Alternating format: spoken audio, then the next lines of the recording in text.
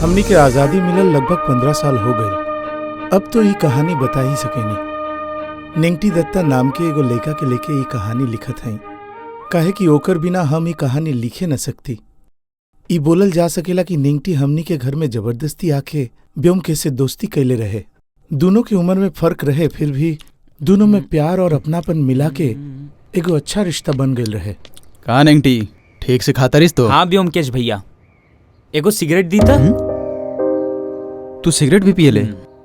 अरे मिली तब तो पियब। मौसी तो एगो रुपया ना देवेली। बीच बीच में मौसा के पॉकेट से एक दो गो चोरी करके पियनी, वो भी घर में ना पियनी। अगर मौसी के पता चल गया तो हमार जान निकाल दे। दी ना एगो। ठीक है, ले ले, लेकिन ज्यादा मत पी लिए तू। इला खा लो। ई का तू एके सिगरेट काहे देला? ई बात ओकरा से पूछा। नेंगटी ना भौजी, हम असल में ना ब्योमकेश भैया के नकल करे में वो कैसे करके सिगरेट पिए ना बस उहे नकल करत रहनी। रहे दा, अब झूठ बोले की जरूरत नहीं है। इला तहार हलवा। हलवा बहुत बढ़िया बनल बा। भौजी आपके कैसे पता चला कि हमके हलवा पसंद बा? एक दिन में तू 17 बार अपन भैया के बतैला, यही से। एकर बाद जब भी वो आवत रहे ओके एगो सिगरेट देवे के पड़त रहे। एक दिन नेंगटी बहुत खुश होके हमनी के बोलस, जानेला ब्योमकेश भैया, हम लोग के घरे एगो लड़की आइल बिया, देखे में बहुत सुंदर बिया। ओकर नाम हिना मलिक बा। ओकर जैसन सुंदर लड़की हम आज तक ना देखनी। अगर आप देख लेबा पागल हो जाइबा। अरे बाप रे, फिर तू ना देखले में भलाई बा। तू के हा? मौसा जी की दोस्त की लड़की बिया, बांग्लादेश में रहत रहनी। दंगा में माई बाबू मर गईनी, जान बचा के यहाँ आ गईनी। मौसा जी ओकरा के हमनी के घरे लेके आ गई ना। हमार जैसन ही हालत बा। मतलब ठीक से तोर बात समझ ना पैनी। मतलब हम हमार बहन भी तो अनाथे बनी। काहे तुहार माँ बाप? 2 साल पहले डॉक्टर के गलत इलाज से माई बाबू के देहांत हो गई। तोर मौसा जी जितना बड़ा लेवल के नेता हुआ, ठीक उतना ही दिल से भी बड़ा हुआ। और फिर अमीर भी बारन ना, तो फिर ऐसन समय में इतना आदमी के अपन घर में रखल आसान बात ना बा।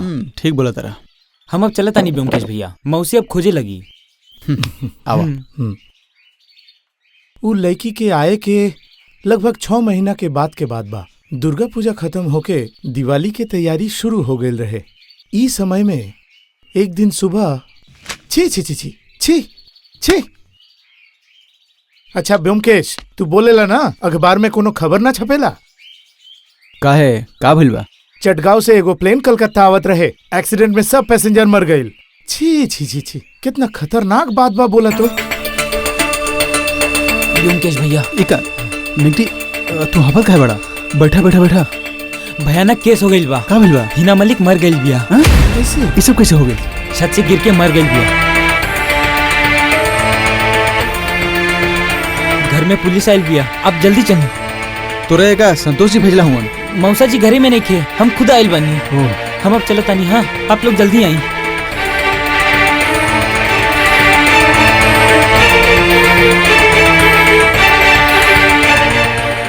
जयबा की ना सोचो तभी।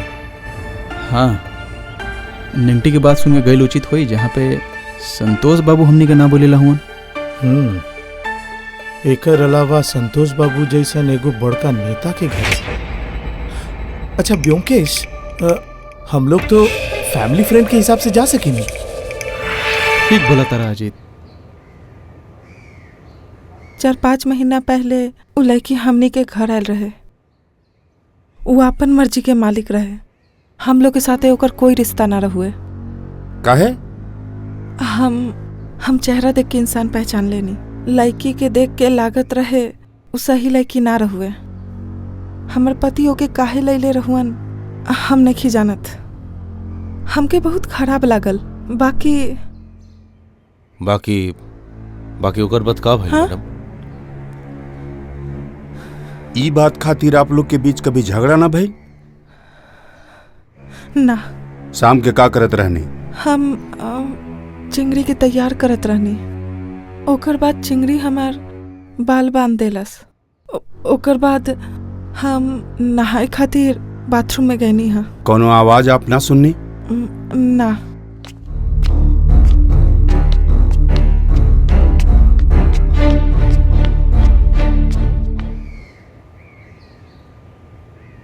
फिलहाल हम आपसे और कुछ ना पूछम। दास, बिना हमार परमिशन के घर से बाहर कोई ना जाए, ध्यान रखिए। यस सर। व्योमकेश, अरे एके रहा है। तू ही यहाँ कहाँ से? फिलहाल तो घर से आवत है। पहचान करा दी, हमार दोस्त अजीत और ही हवन हमारे कॉलेज के दोस्त अतुल कृष्ण राव। हम लोग शॉर्ट मुकरा के एके राय बोल के बुलावत है। नमस्कार। नमस्कार नमस्कार। तू ई थाना है बड़ा, हमारा पता ना रहे। बस 4 महीना पहले पोस्टिंग में। अरे आओ आओ आओ, बैठा बैठा बैठा चलिए चलिए, आप लोग सब भीतर चलिए। बैठा। चलिए। त का बात बा? तोहके ही खबर कहाँ से मिलल? हाउ हाउ निंगटी। हाँ हाँ, ओ, वो हमार घर पे आवे ले जाला, लेकिन माजरा का बा? अरे मत पूछा। शाम के बैठ के काम करत रहने, अचानक खबर एलस कि घर के कोई लड़की छत से गिर के मर गई। आ गई नहीं। ये फोन कितना बजे आई रहे? यही 4 साढ़े 4 बजे। अच्छा। गर्दन की हड्डी टूट गई बा। 1 घंटा पहले ही मौत भइल। अच्छा, ओकर बॉडी कौन तरफ से मिलल है? घर के सामने, मतलब जिधर में बांस बांधल बा उधर से? उल्टा तरफ से। सर, लाश का पोस्टमार्टम के लिए भेज दी। बॉडी के एक बार देखवा। चला चला चला चला।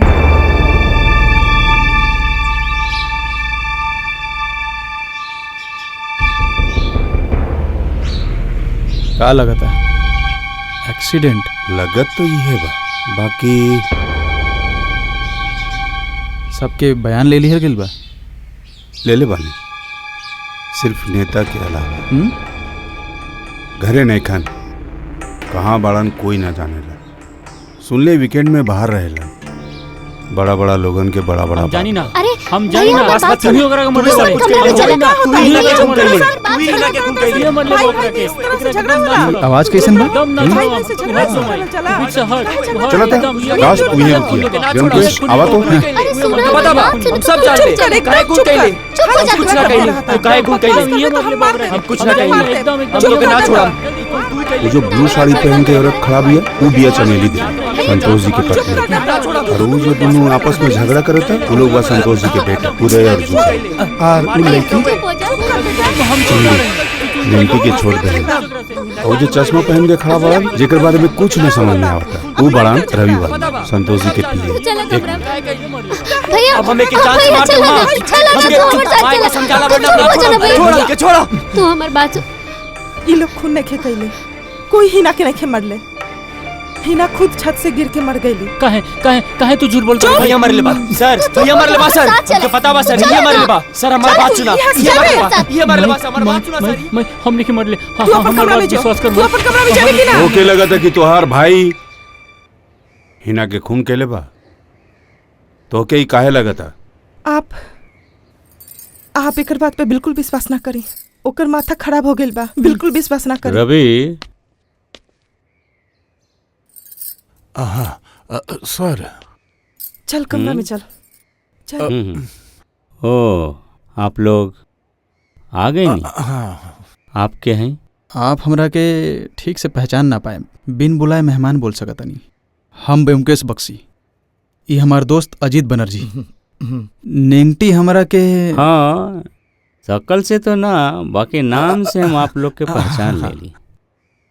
नेंगटी आपके बुलैलस? हाँ मौसा जी, मतलब कि वो हम मौसी बहुत डर गई रहे ना, वही से हम व्योमकेश भैया के। ठीक कैला, अच्छा कैला, बहुत अच्छा कैला। मुसीबत के समय दोस्ती तो सबसे पहले याद आवेला। नेंगटी के आपके दोस्ते बोलत हैं का? बोल सकता नहीं। रवि, हिना के आई आई चली। व्योमकेश, तू चला।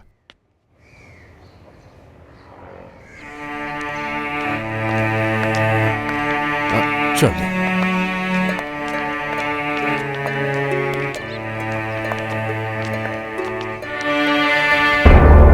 माए, बाबूजी, बेटी तीनों के मौत एक्सीडेंट में भइल। एकर बाद आप लोग के का काम बा? बॉडी के पोस्टमार्टम में भेज के हम लोग यहाँ से चल जाएंगे। ठीक बा, आप लोग के जो भी करे के बा उहे करी। आपसे कुछ सवाल करे के बा, अगर आप समय दे तब। हाँ जरूर, बाकी हमके थोड़ा समय देवे के पड़ी। आप लोग एक काम करी, कुछ देर भीतर जाके बैठी, हम आवत हैं। रवि, हाँ तू ये लोग के साथे रुका। ठीक है। दास, यस सर। लास्ट चलान करता। ओके सर। चलो ओमकेश।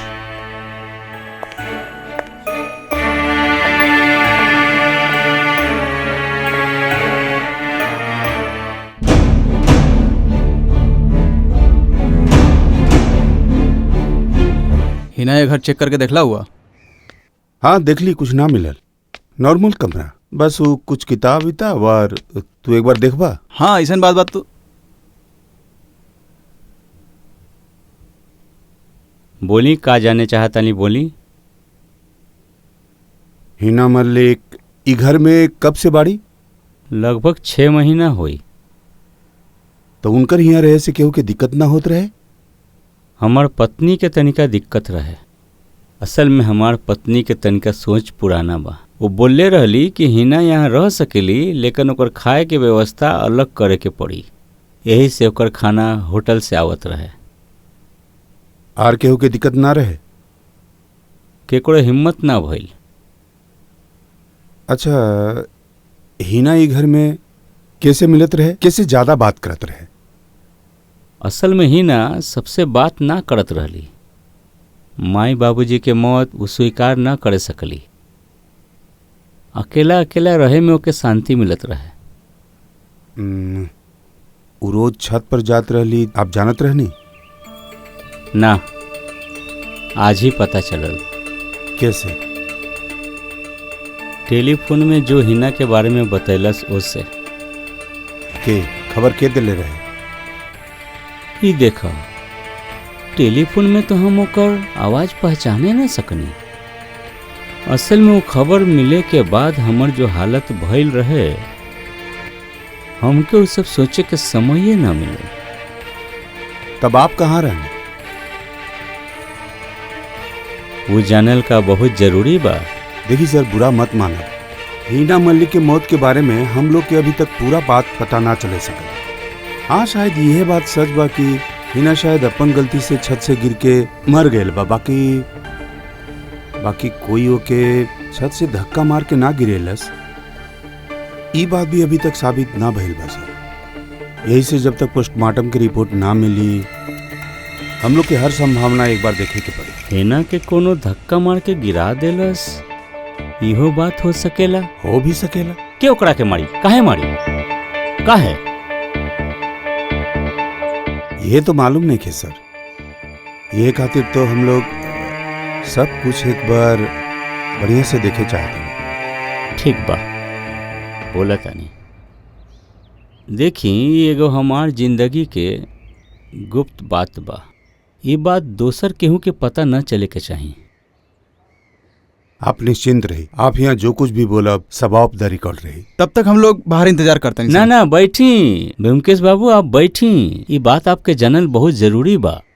हम अपन परिवार के रक्षा करे खातिर आपके अपॉइंट करतानी।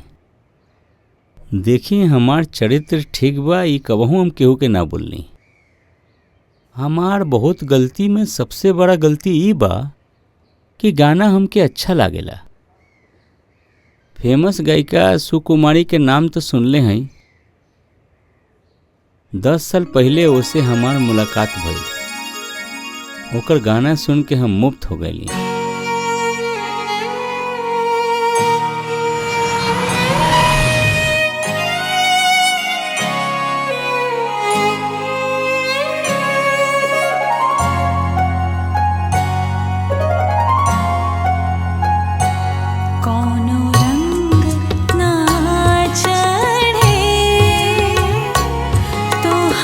प्रीत के रंग में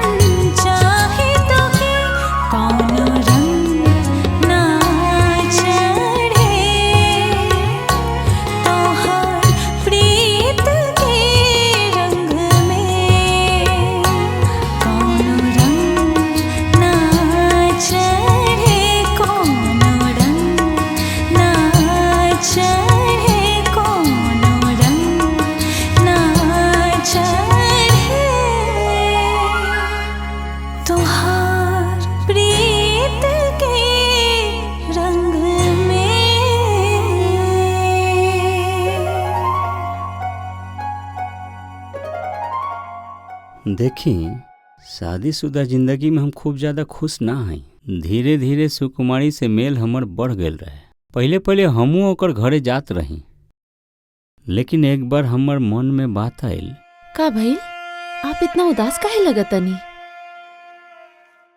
सुकुमारी, शायद कभी भी तहार गाना हम एजिया आके ना सुन सकब। ई का बोलतनी आप? आज के बाद आप एजा कभी ना आई? सुकुमारी,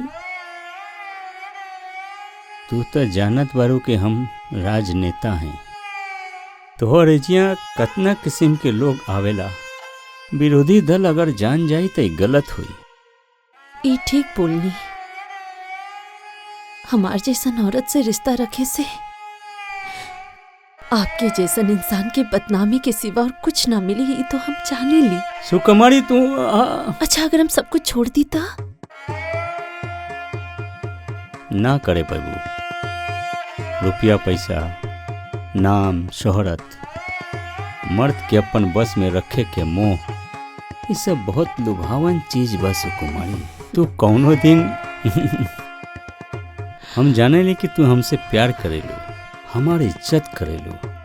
हमरा खातिर तू बहुत दुख तकलीफ भी सह सकेलू, लेकिन ये मोह तहरा से ना छूटी। अफसोस है आप हम पे अब भी पूरी विश्वास ना करे सकनी। ठीक है, आपके कहे के अनुसार हम अपन पेशा तो ना छोड़ा, बाकी हमार खातिर तो एगो छोटा काम कर सकेनी। का? आप हमार नाम पे एगो घर किराए पे ले ली। ओइजा सप्ताह के 2 दिन शनिवार रविवार हम जाए, और ये 2 दिन बाहरी दुनिया से हमार कोनो लेना देना ना रही। हमार खातिर आप इतना भी ना कर सका? ऐसा ही 10 बरस से चलत रहे। हम हर शनिवार रविवार के ओजिए रहे नी। सोमवार के ओजिए से ऑफिस चल जाई, ओकरा बाद घरे आवत रहनी। आज अचानक वो टेलीफोन मिलला से चल अली। ये हमर एली बाई। तो फिर आप वो घर पे फोन काहे रख ले रहनी? हा? सुकुमारी के लिए प्राइवेट नंबर डायरेक्टरी में ना मिली। एकर मतलब वो नंबर और कोई के पास नहीं है? ना। आज रात के फिर से वो घरे जाए। देखिए इंस्पेक्टर, हमार पीछा करे से भी वो घर के ठिकाना आपके ना मिली। छी का बोला तनी। देखिए, हमके वो घर के बारे में जाने की कोई भी इच्छा नहीं है। सिर्फ सोचत रहनी कि सुकुमारी देवी के साथ अगर बात करे के हुई तो वो अपन घर ही मिली। अच्छा ठीक बा संतोषी।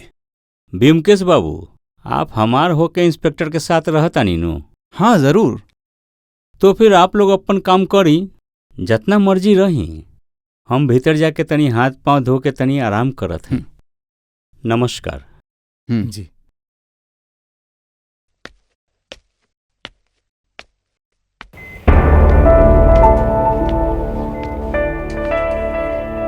का समझला? एकदम पक्का राजनेता बाड़े। यहाँ तक तो हो गए। ब्योमकेश, एकर बाद हिना के कमरा।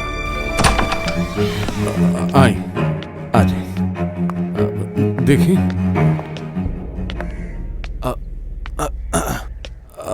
हम कहीं जा ठहर सकता नहीं? हाँ, तहार जरूरत पड़ सकता, तू रुका। ठीक है। अच्छा, ई कमरा के दरवाजा का खुलेले रहला?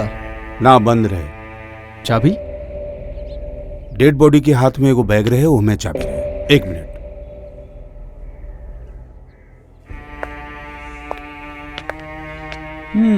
एकर मतलब हिना कमरा में ताला मार के ही निकलत रहे। रोकी, हिना जब भी घर के बाहर निकलत रहली ताला मार के ही निकलत रहली। अच्छा, वो हमेशा ही ऐसे करत रहे या कुछ भई रहे? ना ना, ऐसा कुछ ना, वो हमेशा से ऐसे ही करत रहली। एकरा में तो 5 चाबी बा, हम देखा तानी। एक ठो तो दरवाजा के है और बाकी सब 2 सूटकेस के और 2 के ताला ना मिलत रहे।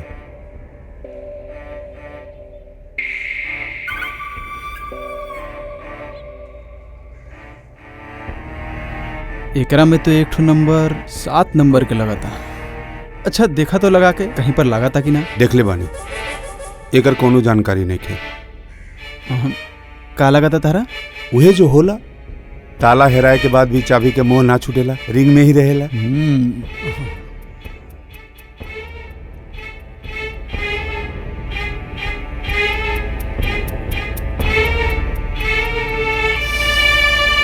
ताजा फूल ही तो लगा था। अच्छा ये बगान में गुलाब फूल के भी पौधा बा का? जी हाँ बा। लेकिन बगान से ये फूल के एजा के लेके आइला एकरा? वो खिड़की से कोई प्लान बना के अंदर फेंकले रहे। हिना कमरा में ना रहली, यह से यहाँ पड़ल रहे। हाँ लेकिन सवाल ही बाकी ये दिलफेक आशिक के बा? हमरा कुछ नहीं के मालूम, हम नहीं बता सकत।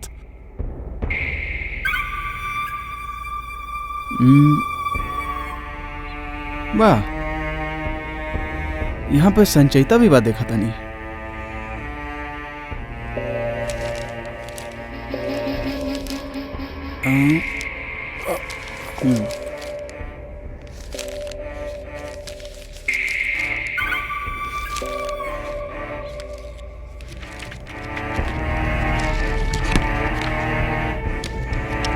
हाँ?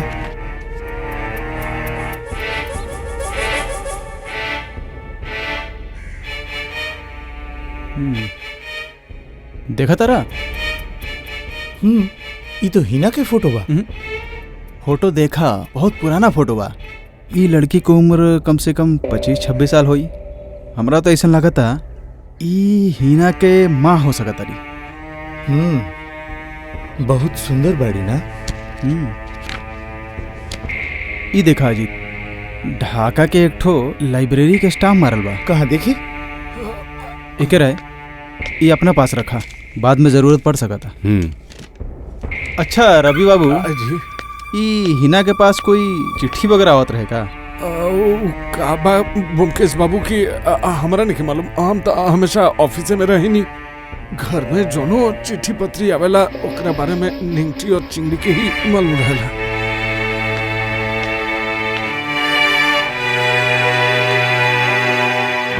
अच्छा इस सूटकेस का खोलल गए रहे?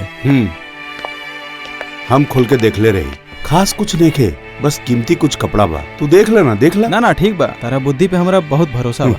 इला तब चला ब्योमकेश, छत पर चले। हाँ चला। काकानी आप सब छत पर चलब? ना तारा तकलीफ ना करेगा पड़ी, हम लोग खुद ही देख लेम सन। चला चल चला।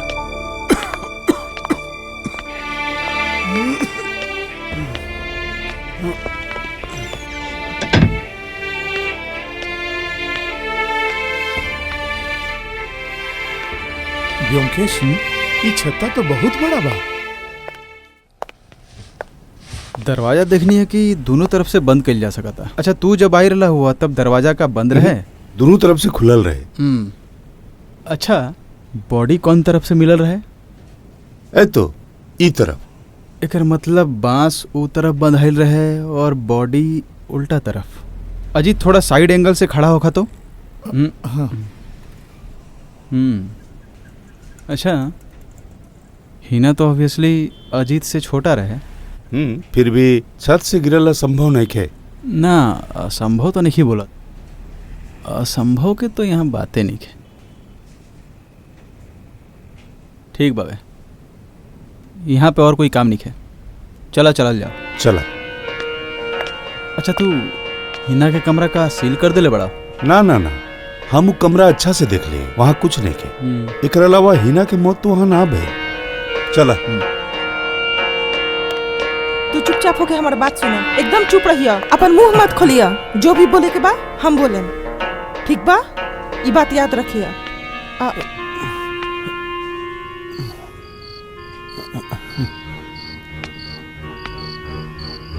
तू चिंगड़ी हो नु? हाँ। नेंगटी का तहार अपन भाई हा? हाँ। एक ठो बात हमरा के सोच के बतावा तो, घटना के समय तू का करत रहलू? हम मतलब मौसी जी के चोटी बनावत रहनी, ओकर बाद मौसी जी हमार चोटी बनैली, फिर मौसी जी नहाए चल गईली। अच्छा हिना के साथ तार संबंध कैसन रहे? ऊ हिना तो बेसी केहू से मेल जोल ना रखत रहली, ऊ अपन कमरा में ही रहत रहली। अच्छा ठीक बा, तू जा। अच्छा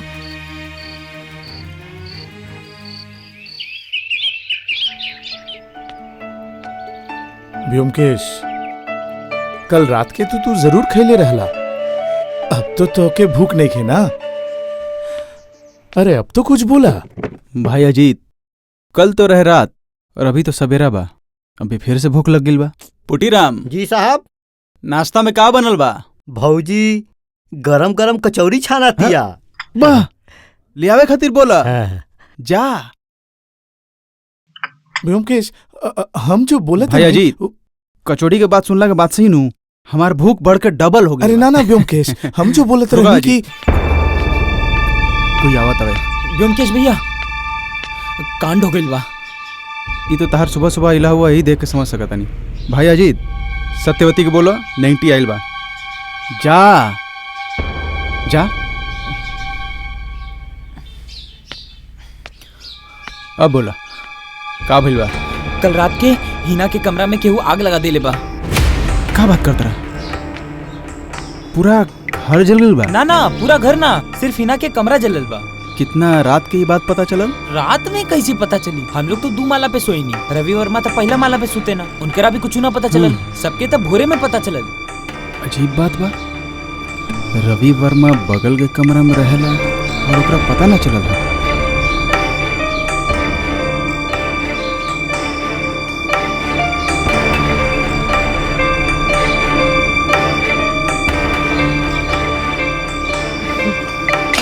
बहुत अच्छा समय पाइला नेंगटी। कचौड़ी बनते बनते तोहरे बारे में सोचत रहनी। लेकिन कमरा में आग क्यों लगेला सा? आग? अब आग कहाँ लग गई? कल रात में हिना के घर में केहू आग लगा दिलस। आग लगा दिलस? त उका घर के केहू रहे या बाहर के? बाहर से केहू कैसे आई? रात के ते मेन दरवाजा बंद रहेला। और हिना के कमरा? हिना ये कमरा, ये खिड़की खुलल रहे का? जले के बाद जौन हालत रहे व्योमकेश भैया, उसे बंद रहे कि खुलल रहे कुछ पता न चलल। अरे हाँ, एक बात बताए भूल गई नी। हमनी के घरे सीढ़ी के नीचे एक डब्बा पेट्रोल पड़ल रहे। सुबेरे देख ली डब्बा खाली, पेट्रोल नहीं खे। एकर मतलब तू लोग खाते खाते बात करना। का हो, तू बाजार ना जाइबा? पुटीराम को बोला। हम जानत रहनी ऐसे नहीं कुछ होई। तू चला पुटीराम। हम तनी ठीक से परोस के आवता नहीं। भैया जी बैठी बैठी बैठी बैठी बैठी। हम चलता नहीं व्योमकेश भैया। अगर हम सही टाइम पे घरे ना पहुंचनी, मौसी बहुत मारी। बैठा। अब और का पूछे के बा? जो पता रहल सब कुछ बोल देनी। अब आप ही पता लगाई कि के खून कइल बा। खून? नेंगटी, हिना मल्ली के खून भइल बा, एकर प्रमाण लेकिन अभी तक नहीं मिलल। हम ऐसे ही बोल देनी। हमके लगल बस यही खातिर। हम लोग अभी तक यही मान के चलत इंसान कि हिना छत से गिर के मरल बड़ी। हाँ। अच्छा नेंगटी, हिना जब छत से गिर गल रहली, वो वक्त तू कहाँ रहला? हम सिगरेट पिए बाहर गल रहनी। कैसे तरह समझ में आयला कि जब तू सिगरेट पिए बाहर गई रहला, ठीक वही समय हिना छत से गिर गल रहे? आगे भी तो गिर सकत रहे, हो सकता कि तेरा बाद में पता चलल रहे। ना, हम जब निकलत रहनी तब हिना कमरा में ही रहली, स्वेटर बुनत रहली, दरवाजा खुलल रहल, हम देखले रहनी। हम जब बाहर से वापस आईनी तब देखनी कि हिना के लाश पड़ल रहे। अच्छा, हिना के लाश के सबसे पहले देखले रहे? रवि वर्मा। निंगटी, एक ठो बात ठीक से सोच के बोला तो, तू जब घर से बाहर निकलत रहला, वो वक्त नीचे के हॉल में कोई रहे कि ना? उदय भैया के छोड़ के क्यों ना रहे? और तू जब वापस अइला तो वो वक्त हॉल में सब कोई रहे? हाँ, सब कोई, मौसा जी के छोड़ के। और एक ठो बात, हिना के खातिर कोई चिट्ठी भी आवत रहे? ना, आज तक तो ना आई। अच्छा, बाहर कोई के साथ हिना का कोई कांटेक्ट रहे कि ना? व्योमकेश भैया, एगो बात तो हम बताए भूल गई नी। दरअसल बात इतना छोटा रहे कि बोला ना, हिना के आवे के 10-12 दिन के बाद की घटना बा। हमके बहुत अजीब लगल रहे। केहू एगो आदमी माउथ ऑर्गन बजावत काहे जाई? सोच सोच के हमार माथा घूम गई। ओकरा बाद हमके ये बात बहुत अजीब लगल। ऐसन तो हम पहले ना देखले रहनी। हम खड़ा होके सोचत रहनी कि अब का करी, तभी हम देखनी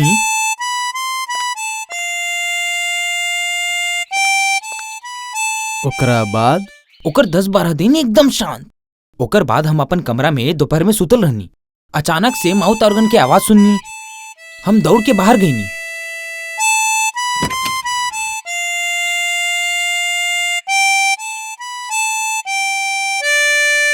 ओकरा बाद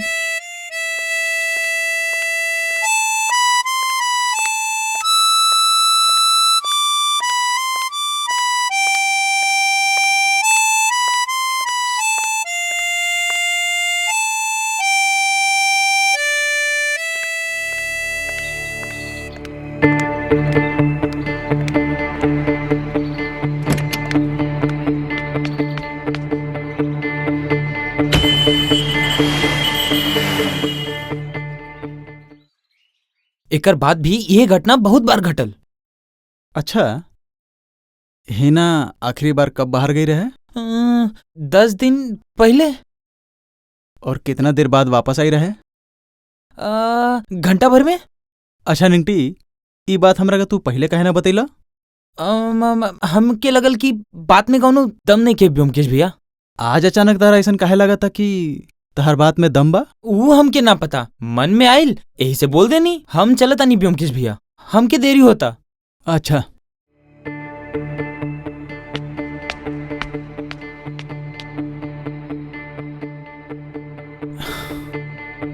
का समझला ब्योमकेश?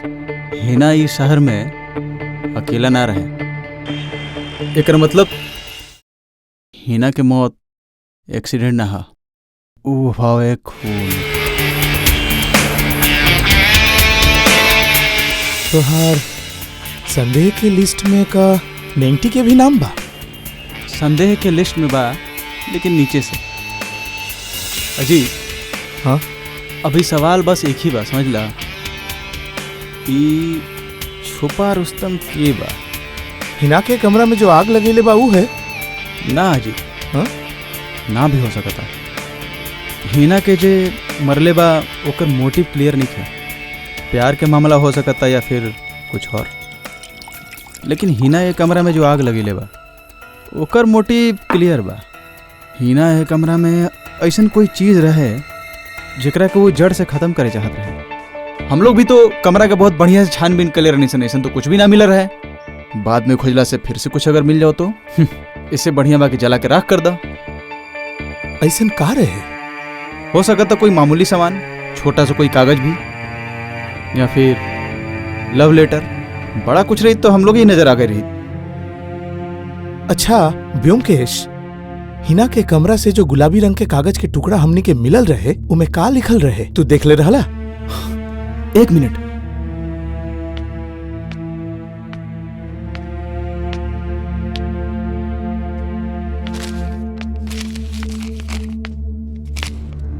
पढ़ के देखा तो इमे का लिखल बा? तोहारी कातिल नजर दिल पर ऐसन करेला जादू, तोहार बिना हमार दिल पूरा हो गइल बा बेकाबू। बुरा नइखे, के लिखले बा? अजीत, वो घर पे कवि एक ही जन बा, जुगल। अरे आवा आवा आवा आवा जासूस जी, आवा बैठा। नमस्कार। नमस्कार नमस्कार, बैठा। चा पीवा ना? रुका रुका रुका। यस सर। चा समझला अजीत बाबू, तोहार बुद्धिमान जासूस दोस्त अगर पुलिस में रहत तो पुलिस के कोनो उपकार होत, लेकिन ये पुलिस की नौकरी तो ना करियन। ये अपन डिपार्टमेंट खुद चलाएला और खुद के नुकसान करियन। हमरा ऐसा आदमी अगर पुलिस डिपार्टमेंट में रही तो फिर तहरा जैसन कुछ ऑफिसर लोग के नुकसान हो जाइत। एकरा से बढ़िया बा कि हमार खुद के ही नुकसान होख। दादा ही नए केस के फाइल दा। ओह, तू वही फाइल के पीछे काहे पड़ गईला? दा ना। रुका रुका, दास। यस सर। हीना मलिक वाला फाइल लेके आवा। आवा तनी सर।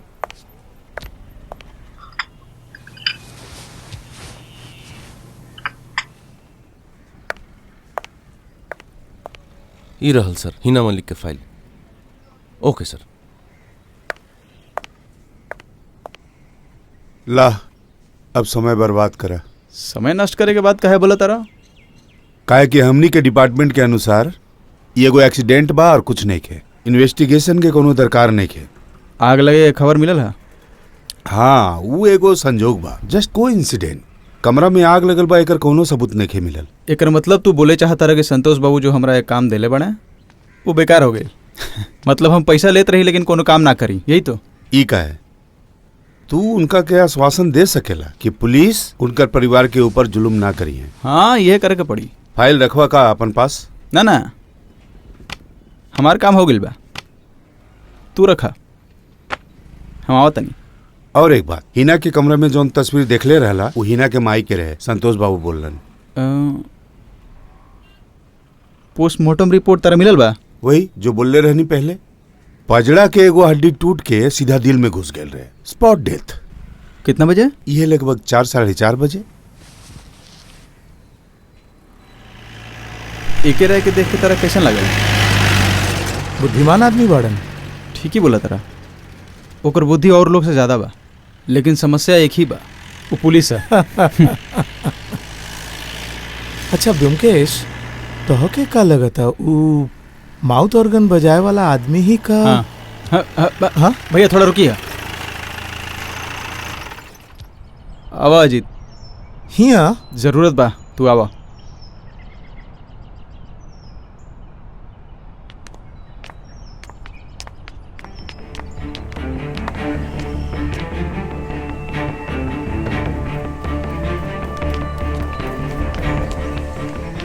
काम धंधा ठीक ठाक ना करे सकले, इहे समस्या बा। ऊ देख भैया जी आबा तारन। भैया जी आबा आबा आबा, बैठ। कैसन बड़ा? हट ना, बैठी। ठीक बा, बैठ लेके जा। बैठ बैठी। ई बा तू लोग के हमार बहुत दोस्त जल्दीबाजी बा। गोपी, बहुत अच्छा लड़का बा। अगर तू लोग के कोई काम में लग जाए। सलाम साहब। नमस्कार। सलाम। अरे जो दुगो चाय लेके आ। दुगो चाय दो भैया, तनी जल्दी जल्दी दिया। बढ़िया काम के लिए बड़ा तू। तारा दोनों जन के ही हमरा जरूरत बा, और 2 जन रही तो बढ़िया रही। 4 गोटा बा, 4 गोटा बा। उ लोग के खबरी बनावे के ट्रेनिंग देता नहीं है। तू लोग के अगर कभी भी कोई खबर निकाले के जरूरत होगी तो बोल दी। हाँ, काम तो कुछ ऐसा नहीं बा, 4 जन के ऊपर नजर रखे के बा। केकर ऊपर भैया?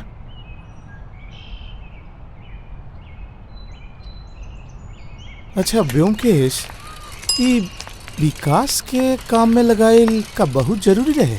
जरूरत बा कि ना, ये संतोष बाबू के ऑफिस में जाके ही पता चले। हेलो, हाँ हाँ, तो ओकरा के शाम में ऑफिस भेज दो। हाँ, तनिका बिजी बानी। हाँ ठीक बा, हम हाँ बोल दे।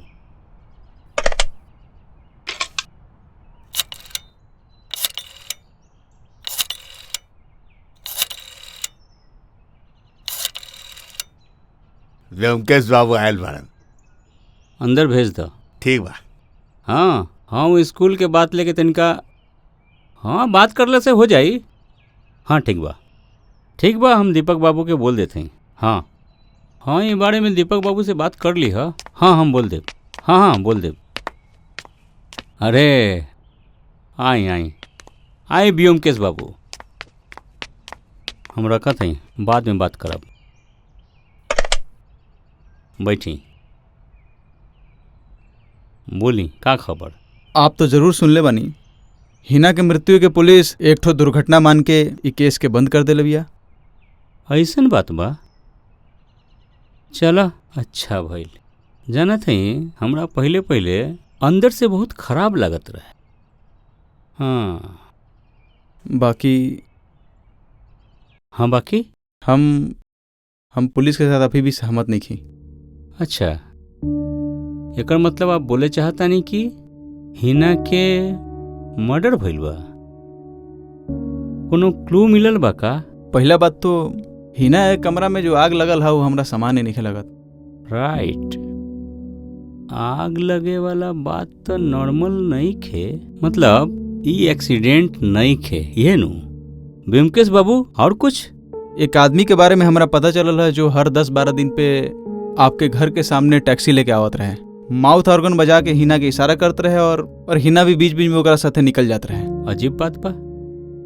हमके जितना तक पता बा ये अंचल में हिना के साथ केकरो जान पहचान नहीं खे। पूर्वी पाकिस्तान के लोग हो सकता, काम के लिए हर 10-12 दिन पे कलकत्ता में आवत रहे और हिना से मिल लेते रहे। हो सकेला, हो सकेला। तो आप अब वहीं का करे चाहतनी? आप अगर हमरा के अनुमति देम तो हम अपन काम आगे बढ़ा सकतनी। आपके घर के हर आदमी से हम खुद ही पूछताछ करे चाहते। देखिए व्योमकेश बाबू, हम आपके अपॉइंटमेंट देले रही हम अपन परिवार के रक्षा करे खातिर। पुलिस जब इस मामला से हाथ समेट ले लेबा तब घर के आदमी के परेशान करके का फायदा बा। बाकी आपके मेहनत ना आपके टाइम से मिल जाई। हम अपन पैसा लेके चिंता नहीं करत, हम बस सच जाने चाहता नहीं। अजीब बात बा, जब पुलिस ये मामला में कुछ ना करे चाहता तब सच जान के हमर का फायदा बा। हेलो, हाँ बाद में, हाँ बाद में भेंट करिए, अभी हम बिजी हैं। आपके अगर कोई जरूरत नहीं है तो फिर हम आगे चाहते। अरे बैठी। अजीब बात बा, जैसे हमके इंटरेस्ट नहीं खे वैसे हमके ऑब्जेक्शन भी नहीं खे। हाँ, अगर आप चाहब तो घर वाला से आप बात कर सके नहीं, हम इंतजाम कर देब। धन्यवाद। रवि वर्मा वो आज ऑफिस नहीं खे आई, तबीयत खराब बा, घरे मिल जाए। आप अगर मेहरबानी करके घर पे अगर बोल दें तो फिर हम लोग की सुविधा हुई। जरूर बोल दे। धन्यवाद। आओ तनी।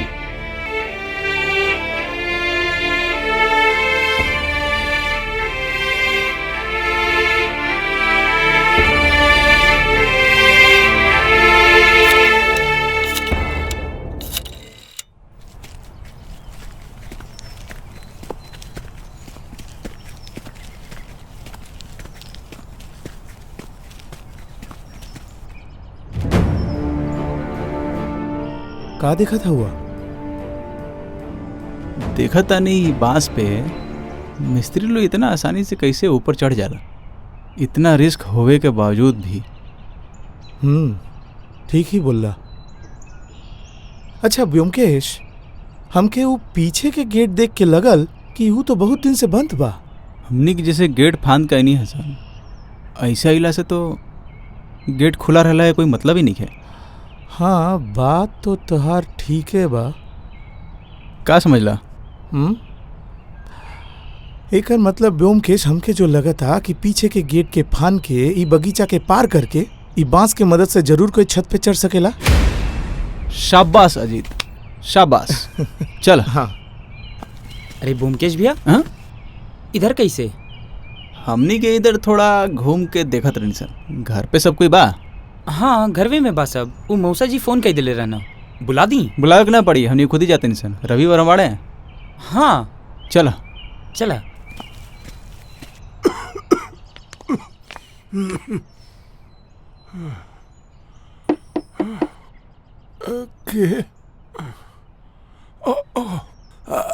आप सब भीतर आ जाइए सन। हाँ आई बैठी।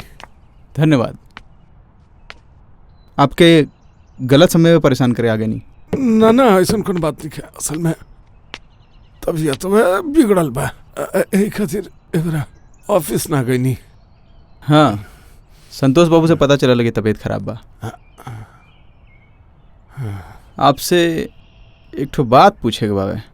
हाँ पूछिए। अच्छा, हिना के मृत्यु की खबर का आप संतोष बाबू के दिल रहनी? ना हमारा इस सब बात के भला कैसे पता चली? हमारा तो घर के फोनो नंबर नहीं पता। हमहू कभी पता करे के कोशिश ना कईनी। मतलब हम उनके को मामूली सा मैनेजर हैं, मालिक के अगर ना बतावे तो हम कैसे पता कर सकते? अच्छा, और भी एक ठो बात याद करके बताई तो। हिना के कमरे में जब आग लगल रहे तब आपके कुछ भी ना पता चलल? अरे ना, अजीब बात बा। असल में वो दिन रात के हम तनी नींद के दवाई कुछ ज्यादा ही ले रहनी।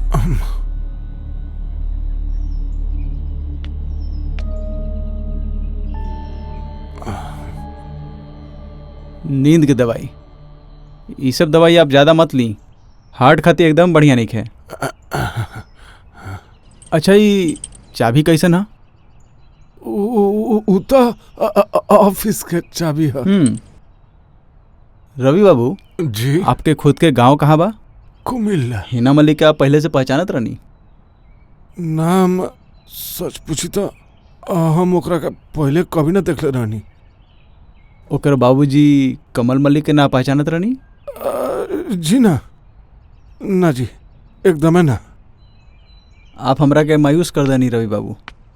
हम बहुत उम्मीद लेके आपके पास आई रहनी हैं। हिना के बारे में आप हमरा के कुछ भी खबर ना दे पैनी। एगो बात हम आपके बता सकता नहीं वोमकेश बाबू। एक मिनट।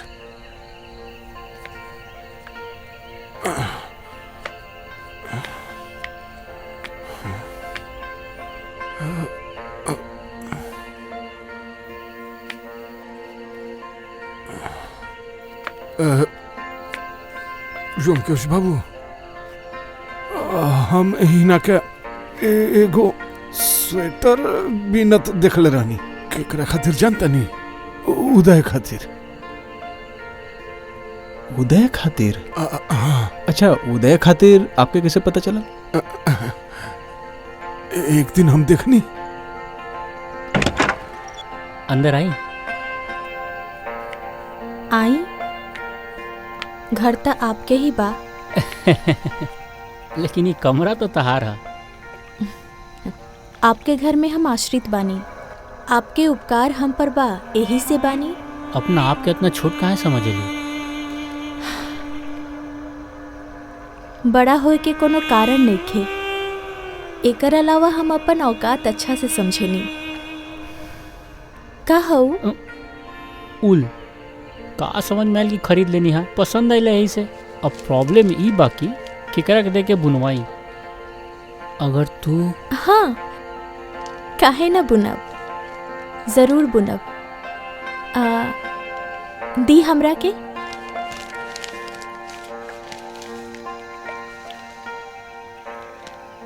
जरूर बुन देव। ऋण उतारे के एगो मौका देवल चाहतनी। इतना आसानी से ही मौका का छोड़ल जा सकेला? सच में तू का ऋण चुकावल चाहेलू ही ना? उदय जी, हाँ? आप एगो काम करी, बाजार से कुछ गहरा रंग के ऊन के गोला ला दी।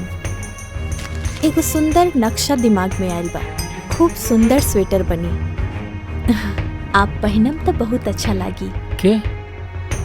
का भइल? ना कुछ ना। एकर मतलब उदय के साथ हिना के कोई संबंध रहे।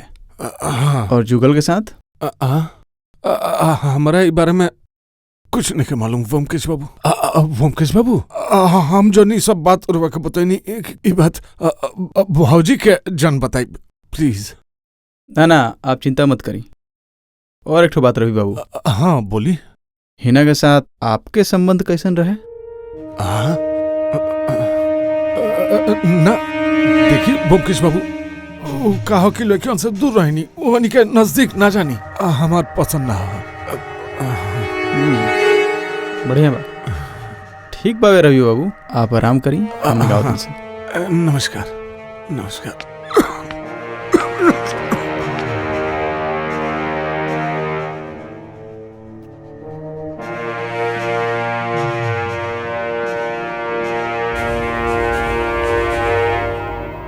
ई रहल तोहार चाय। का पढ़ा तारा जुगल जी?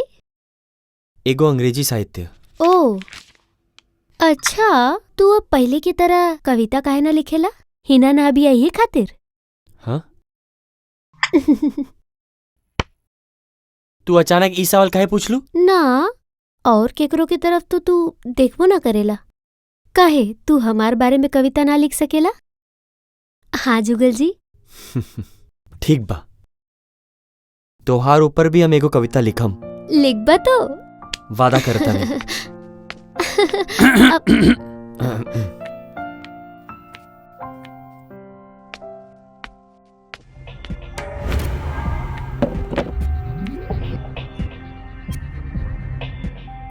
तू कविता लिखेला? कविता कभी कभी। अच्छा, ये जो गुलाब तोहर बाल में खूबसूरत लगेला, ये कविता का तू लिख ले बड़ा? हाँ, हम ही लिखने बानी। एक मतलब हिना के तू प्यार करत रहला? प्यार पता नहीं खे, बाकी हाँ, हिना जब तक जिंदा रहली होकर जादू में हम एकदम पागल रहे। वो जादू अब धीरे धीरे खत्म होता, ठीक तो? अच्छा, वो गुलाब हिना के रूम पे तू ही फेंकले रहला? हाँ। और एक ठो बात, उदय जो कंप्लेन के लिए रहे हिना के तू मरले बड़ा, ई कंप्लेन ऊ काहे के लिए रहे तेरा का लगा था? जेलसी, सिर्फ जेलसी। अच्छा, एक मतलब उदय भी हिना से रहे।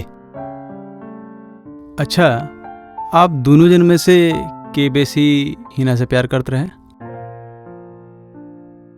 अब तो हमके लगा था हिना केहू से प्यार ना करत रही।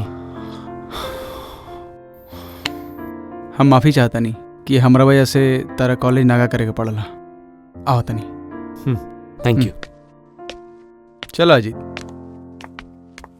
अंदर आ सकता नहीं? हाँ? आई। अब का चाहिए? हम तो सब पुलिस के बता चुकल बानी। तू हिना के ऊन खरीद के दिले रहला स्वेटर बीने खातिर? हाँ, ऐसे का साबित होला? ऐसे साबित ना होला, बल्कि साबित कइल जाला कि हिना के साथ तार घनिष्ठ संबंध रहे।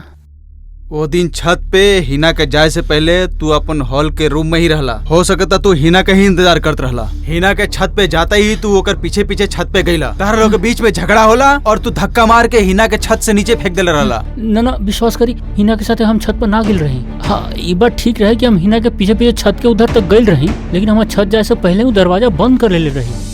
और हम हिना के काहे मारब बताई? हम तो हिना से बहुत प्यार करत रही, खूब प्यार करत रही।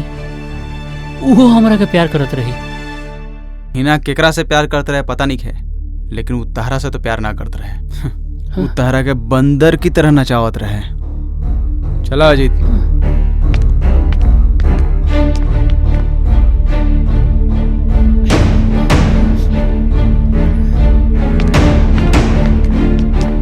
सुनी,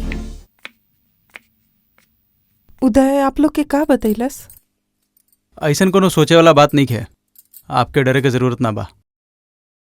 आपसे थोड़ा बहुत सवाल पूछे करे हमरा। हाँ, बोली। यहाँ पे हाँ, दिक्कत का बा? आपका कोई आतंकवादी ग्रुप के साथ जुड़ल रहनी? ना, हम कोई ऐसा दल के साथ ना रहनी। अहिंसा में आप विश्वास रखे नहीं? ना। आपके साथ संतोष बाबू के संबंध ठीक नहीं के, सही तो? बिल्कुल सही। ओकर वजह हम जान सकत नहीं का? काहे कि उनकर चरित्र। अच्छा, आपके संदेह रहे कि संतोष बाबू के हिना के साथ अवैध संबंध बा? संदेह ना, हमके विश्वास रहे, काहे कि उनकर चरित्र एकदम ठीक ना रहे। वाह, आप तो बहुत क्लियर कट बात करता नहीं।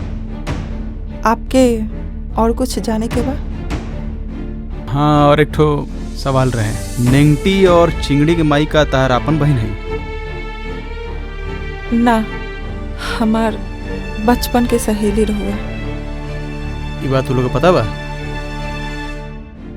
अभी तक ना बोलनी, सही समय पे बोल दें। आपसे और कुछ नहीं के पूछेगा हमरा। धन्यवाद। चलो अजीत। धन्यवाद।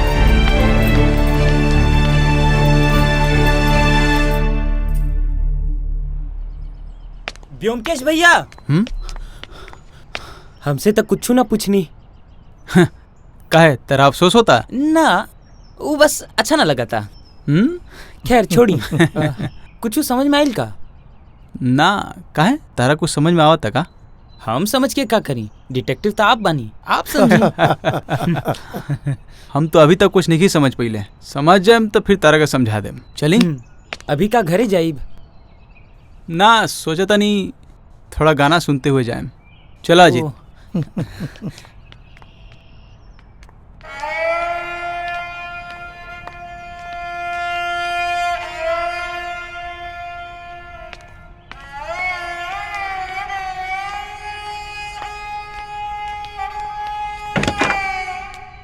आप नमस्कार, हम ब्योमकेश बक्सी। ओ हाँ हाँ, आई आई, अंदर आई आई।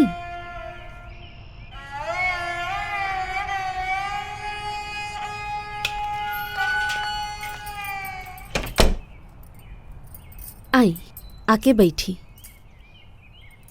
गलत समय पे आके आपके परेशान तो ना कर देनी। ना ना, परेशान काहे हुई। बाकी आप लोग इस समय में आ जाए, ई तो हम सोच लेना रहनी। बाकी संतोष बाबू हमके बतैले रहनी। ओह, बैठी ना। धन्यवाद। बैठी। आप भी बैठी। सीधा सीधी एक ठो बात आपसे पूछे हम। हीना मतलब हीना मल्लिक के का पहचाना तनी या नाम सुनले बानी? अच्छा, संतोष बाबू जो हीना के अपन घर पे रखले रहलन, ई बात आपके पता रहे? हाँ, बिन माँ बाप के लड़की के संतोष बाबू आश्रय देले रहनी। हम बस इतना ही जानत रहनी।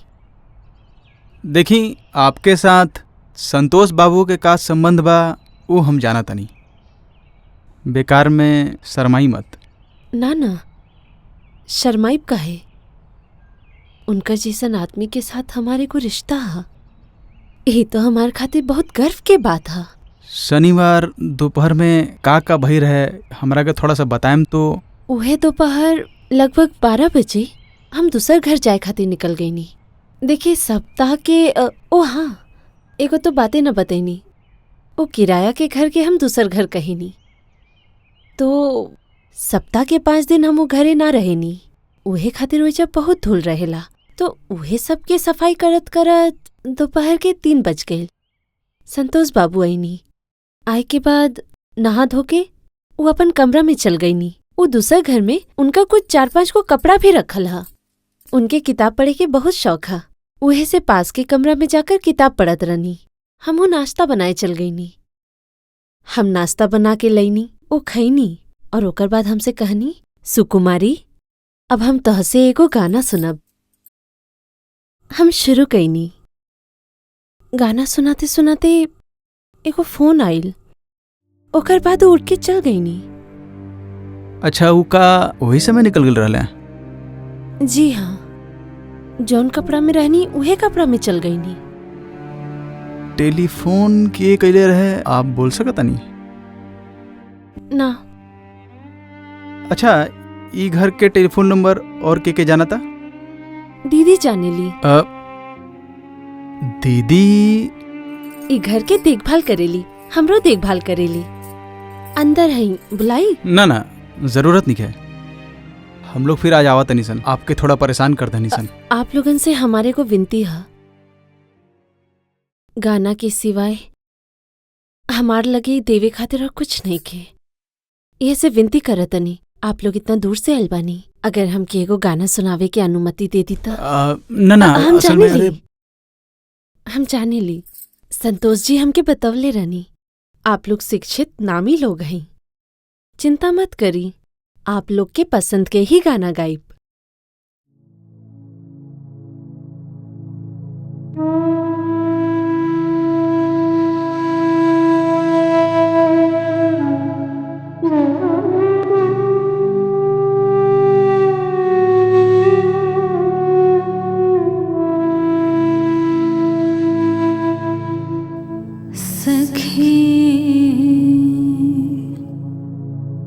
रतिया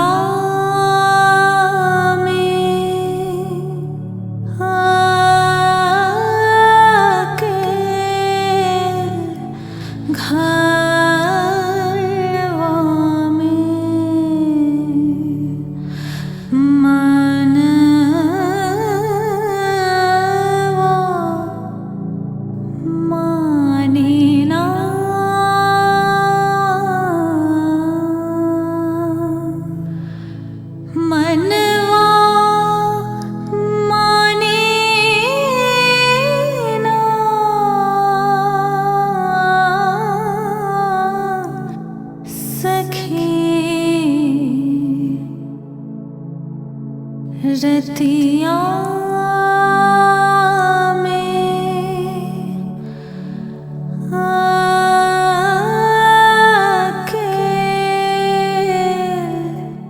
घर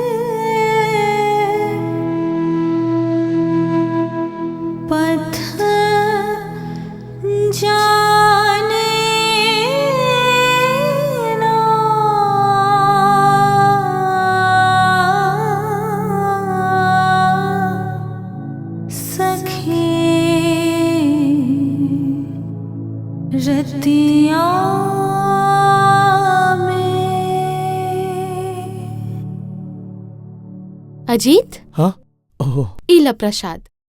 हो तुम मंदिर गइल रहलू? हाँ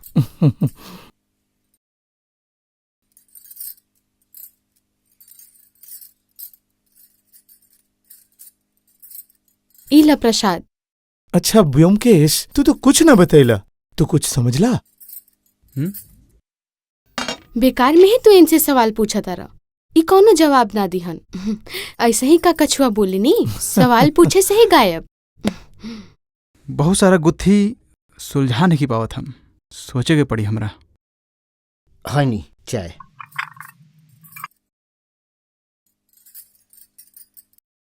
कहता नहीं भौजी रात के खाना?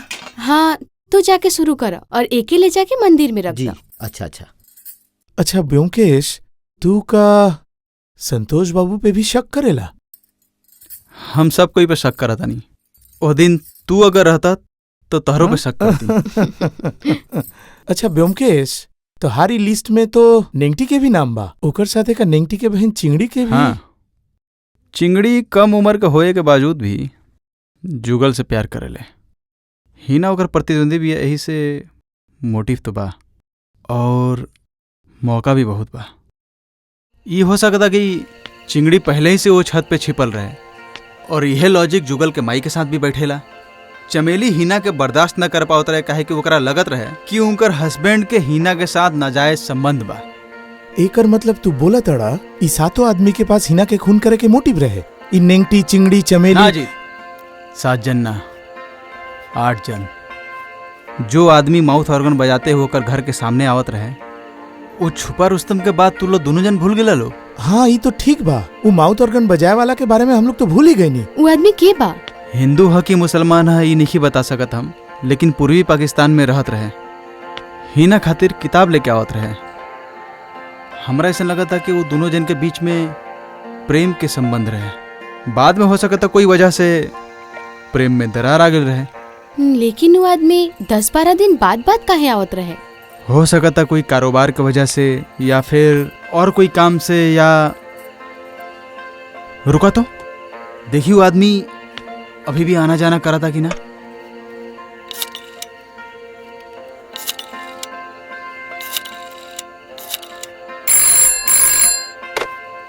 हेलो हेलो के निंगटी? हाँ भैया बोली। एक तो बात पूछे के रहे, जो आदमी माउथ ऑर्गन बजाते हुए तू लोग घर के सामने से आना जाना करत रहे, उका अभी भी आना जाना करा था? ना तब ब्योमकेश भैया का कुछ भइल बा का? ना, थोड़ा काम रहे हमरा, रखा था नहीं। का बोलला सा? वो आदमी फिर आयल रहे? ना, लेकिन एक वजह का हो सकता, का हो सकता का? अच्छा अजीत, हाँ? जो दिन हिना मर रहे वो दिन के बाद तारा याद बा? हाँ काहे याद न रही, लेकिन तू का जाने चाहता है? वो जो चटगांव जाए वाला प्लेन अचानक क्रैश होकर समुद्र में गिर गल रहे, तारा याद बा? हाँ याद बा, बाकी का है? वो न्यूज़पेपर कहाँ बा? हाँ वो न्यूज़पेपर, अरे वो तो वहाँ रखल बा।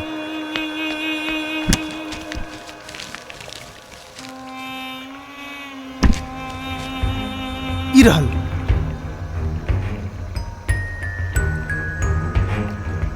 का देखा तरा? सब कोई मर गइल बा। यात्री लोग अलग अलग धर्म के होके भी, लेकिन पायलट सब मुस्लिम।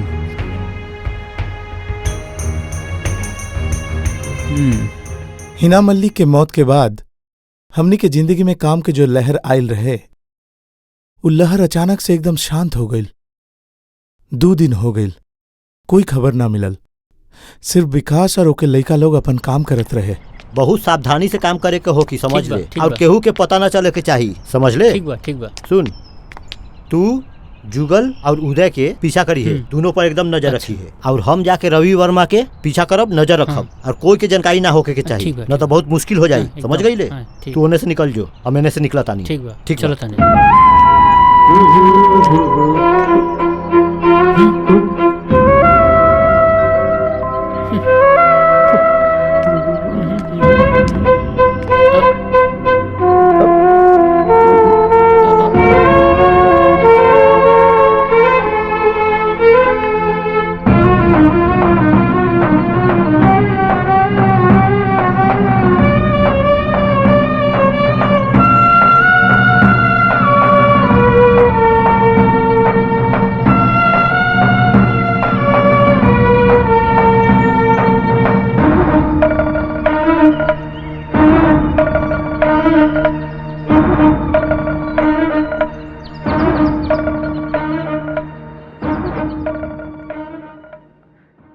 विकास से हमनी के कुछ खास पता ना चलल। सिर्फ पता चलल कि संतोष बाबू और रवि वर्मा रोजमर्रा की जिंदगी बितावतड़न। युगल उदय दोनों भाई कॉलेज जातड़न, बस ई सब। एकर बाद ही एगो ऐसन घटना घटल जैसे हमनी के जिंदगी में फिर से काम के लहर वापस आ गई।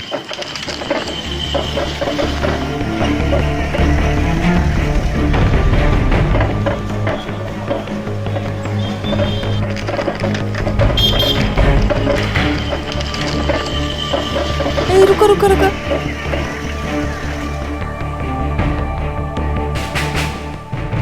तू ऐजा रुका, हम आवतनी।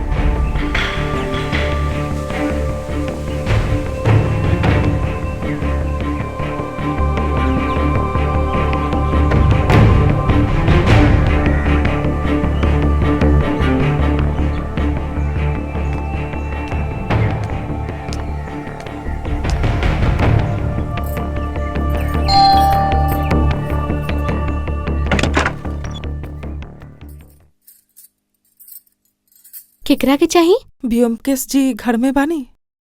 हाँ, आप के हई? हम चमेली सम्मादार, संतोष सम्मादार के पत्नी। ओ अच्छा अच्छा, आई आई, अंदर आई आई आई। आप एजा बैठे, हम उनकरा के बुला देता नी।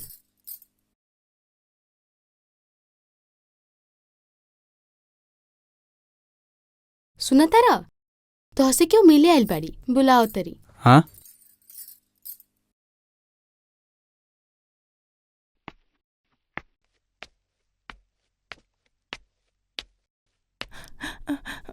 आप यहाँ पे आए, हम उम्मीद ना के लिए रहनी।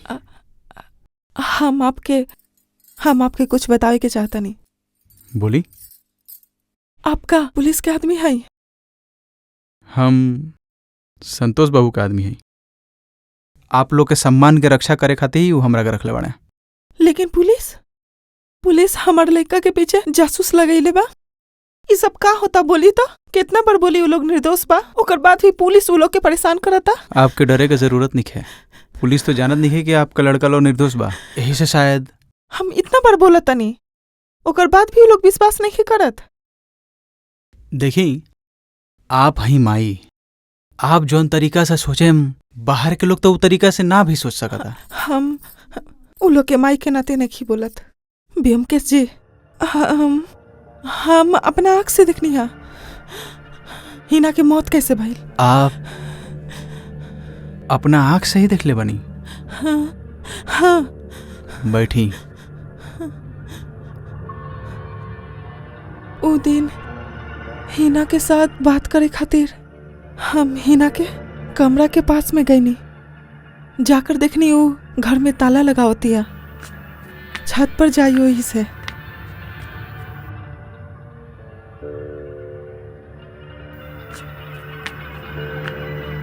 हम ओकर पीछे पीछे छत पे गए नी। हम ओकरा पसंद ना करत रहनी, वो हमरा से भी डरित। छत पे जाके देखनी वो चटाई बिछावती है। सोचनी जो बोले के बा आज सब ओकरा से बोल दें। ओकर सामने जाके हम अपन सब गुस्सा उतार देनी। बोलनी धक्का मार के घर से निकाल देम। वो अचानक वो डर गई। डर के वो अचानक छत के किनारे चल गई। ओकर बाद वो बैलेंस ना संभाल सकलस और नीचे गिर गई। तब हम का करी कुछ समझ ना आवत रहुए। ये सब बात आप हमरा के पहले कहे ना बताइनी? बोले से कोई विश्वास करित बोली। सब सोचित कि हम ही छत पर से ओकरा गिरा देनी, लेकिन विश्वास करे ब्योमकेश जी, हाँ हम कुछ नहीं कैले हम। आप जब छत पे जात रही तो उदय के देखले रहनी? हाँ ना, उदय वहाँ पे ना रहुए। और कोई दूसरा कोई रही था? हाँ हम जाते ही ना। छत के दरवाजा तो जरूर खुलल हुई। दरवाजा बंद रही था, हम छत पे जाते कैसे बोली? अच्छा, जब आप हिना के पहला बार देखनी तो ओकर हाथ में कुछ रहे? हाँ ध्यान में नहीं आवत। आपके लगा तो और कुछ बोले के नहीं है। नमस्ते।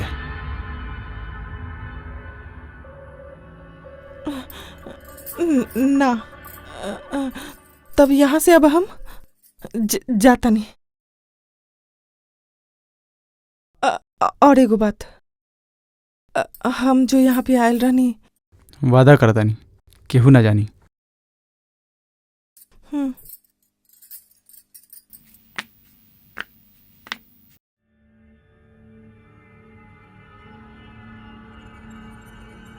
अच्छा, चमेली देवी जो बोली वो सच बा? चमेली जी काहे हमार आंख में धूला झोंका नहीं, काहे ऐसा झूठा कहानी सुनावता नहीं, हमरा बिल्कुल ही समझ में नहीं आवत। अजीत, सब कोई मिल के हमरा के बेवकूफ बनाए कोशिश करता रसन। तू भी इतना काहे परेशान होता रहा? पुलिस तो हाल छोड़ देले बा, तू काहे बेकार में मेहनत करता रहा? बोलो तो। अजीत, हम पुलिस ना हई। जब तक हमरा सच के पता नहीं चल जात तब तक हमरा आत्मा के शांति ना मिली। काहे कि हम तो जासूस हई।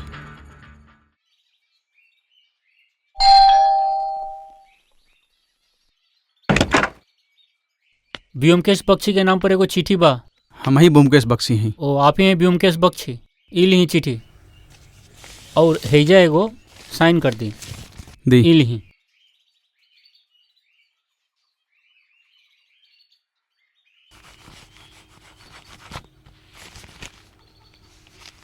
धन्यवाद।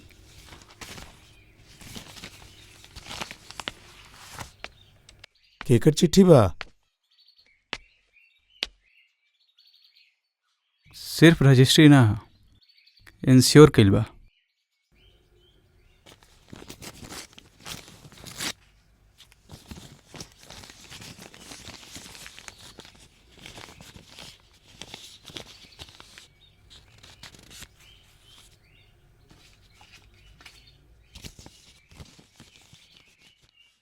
उड़ीसा गवर्नमेंट के।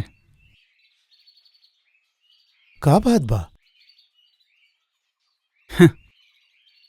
सरकारी माहौल में हमारे इतना प्रचार होता वे, ये तो हमरा ना पता रहे। उड़ीसा सरकार एक ठो परेशानी में पड़ गई बा।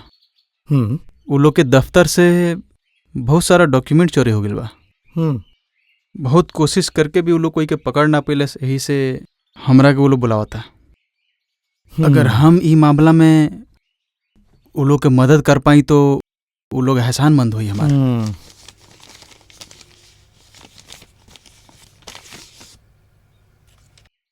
साथ में एक तो चेक भी बा।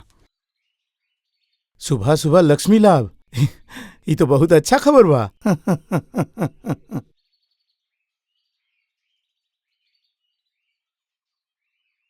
हाँ,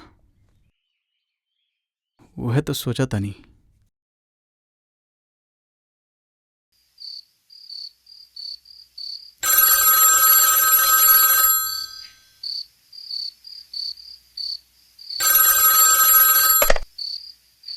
हेलो। हाँ भैया, हम विकास बोला था। हाँ विकास बोला। हाँ भैया, हम रवि वर्मा के पीछा करत रही। हाँ तो हम देखनी कि वो होटल में ढुका था, हमहू ओकर पीछे होटल में ढुक गई नहीं।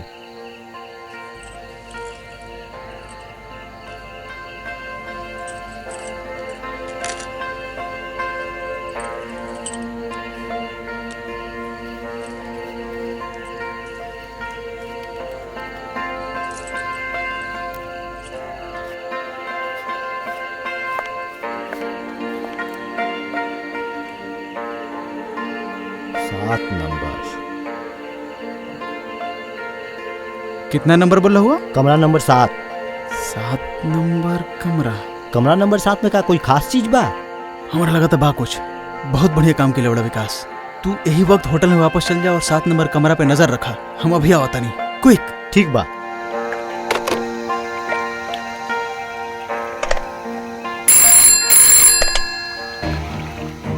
हेलो। एक हम ब्योमकेश बोला था। हाँ हाँ बोला।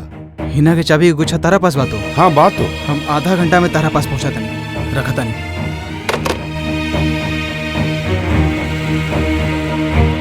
अजीत रेडी हो जा, अभी निकलेगा पड़ी।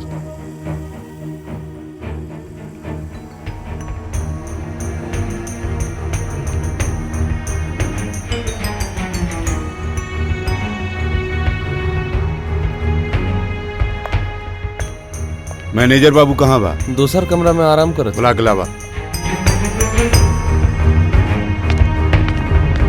ब्योमकेश हम इधर संभालत है। इला 7 नंबर कमरा के चाबी ला, तू लोग अपन काम शुरू कर दा। चला ला विकास।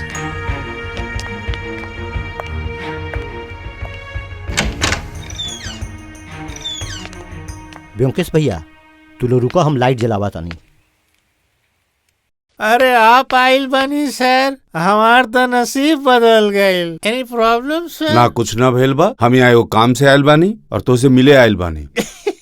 अरे आई सर, आई आके बैठी। अरे ई तो हमार खुश नसीबी बा सर, इतना दिन बाद आप हमारे होटल में आई नहीं। बैठी सर।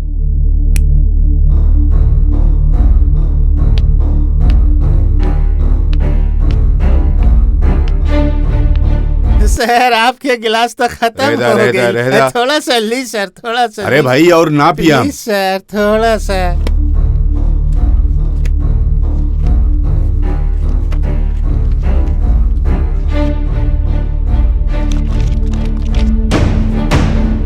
देखा अजीत, मीना माताहरी प्रियतमा किताब के दिले बाबू। देखा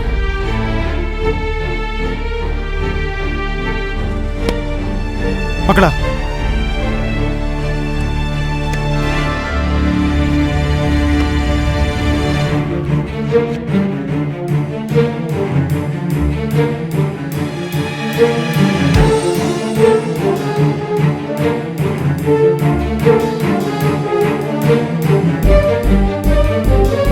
अजीत वह माउथ ऑर्गन। चला यहाँ काम खत्म हो गया। चला अजीत। हाँ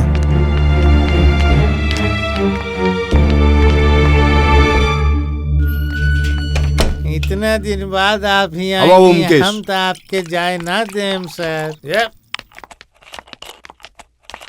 आप लोग हमार दोस्त नमस्कार नमस्कार। हमार तो भाग खुल गई, अब तो औरो 2 गिलास लागी। ना ना ओकर जरूरत नहीं, हमने जल्दी में बानी सर आप लोग के सेवा करे के। सच में हम लोग सेवा करे चाहत रहा? बिल्कुल 100 बार सर, 1000 बार। तो फिर एक बात के जवाब दे तो। पूछी सर। 7 नंबर कमरा में 7 नंबर बहुत मजेदार आदमी बढ़न, बहुत मजेदार। पूरा महीना के पैसा देत रहे सर, बाकी वो ही 3 दिन रहत रहलन। अच्छा वो जब रहत रहलन तो उनकरा से कोई भेंट करे खातिर आवत रहे? अरे बाप रे, ऐती एगो परी आत रहली सर। परी मतलब? सुंदर लड़की सर, बहुत सुंदर लड़की। अच्छा वो आदमी के नाम का है? यही तो मुश्किल, नाम तो हमके याद न रहेला सर। बिल्कुल टेंशन मत ली सर, बिल्कुल टेंशन मत ली। रजिस्टर तो बात सर, जाई कहाँ? 7 नंबर ए मिल गई सर। अमर सिराजी सर, अमर सिराजी। चला करे, यहाँ काम खत्म हो गया। चला अजीत। हाँ थोड़ा सा ले ली सर।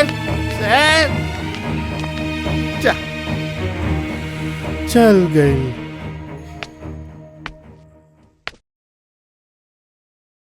ब्योमकेश, उमर खयाम के नाम तो हम सुन ले बनी, लेकिन ये उमर सिराजी। भाई अजीत अब तू ब्राह्मणी साग खा। तेरा याद नहीं क्या हुआ? चटगांव, विमान, समुद्र में। अरे भाई पकड़ा। पायलट लोग लिस्ट देख ला, देखो में साफ साफ लिखल बा उमर सिराजी नेविगेटर। हाँ यही तो लिखल बा। एकर बाद आराम से वत्स, आराम से। आज रात के बढ़िया से सूत ला, कल सुबह बाकी देखल जाई। कल शनिवार बानू।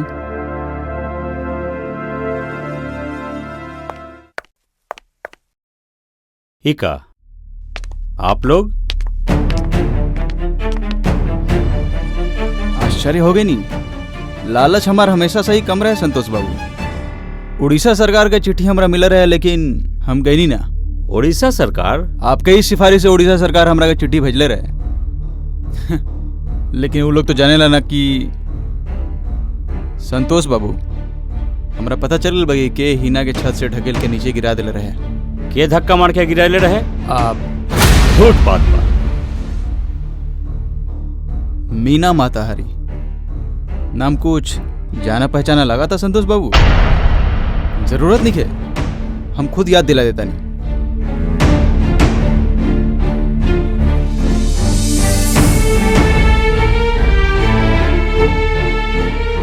आप अपना पार्टी के सारा सीक्रेट मीना मतारी के चिट्ठी के थ्रू बतावत रहनी।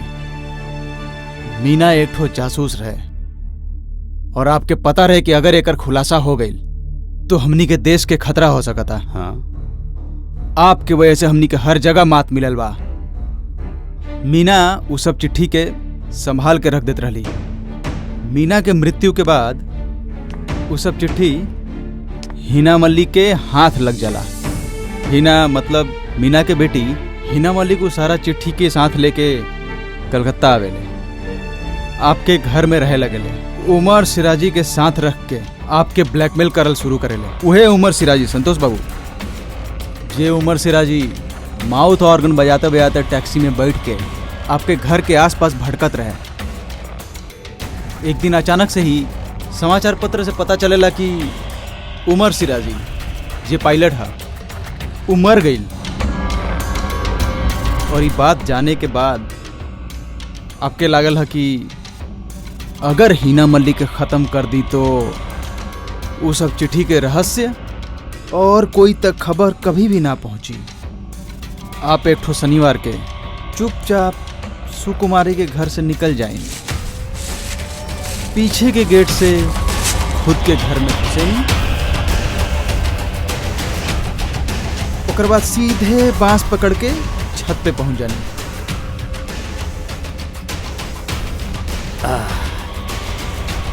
आपके पता रहे हर रोज उस शाम के समय हिना छत पे नमाज पढ़त रहे।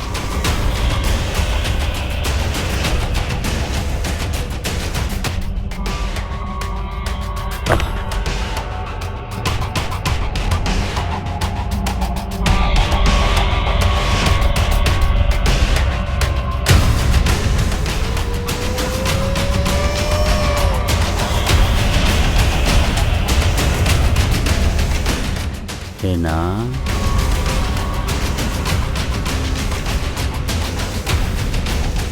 हिना आपके देखते ही वो समझ जले का बात बा।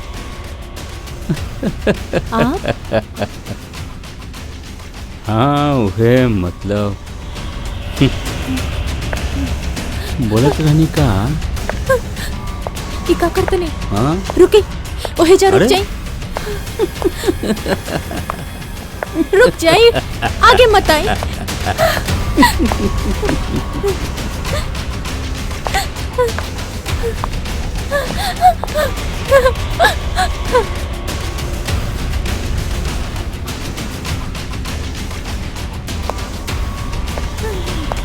छोड़ दी हमरा के। छोड़ दी, छोड़ दी। तोहरा के छोड़ दी। छोड़ हाँ, दी सही। हमरा के। हाँ, हाँ, हमर बात सुन।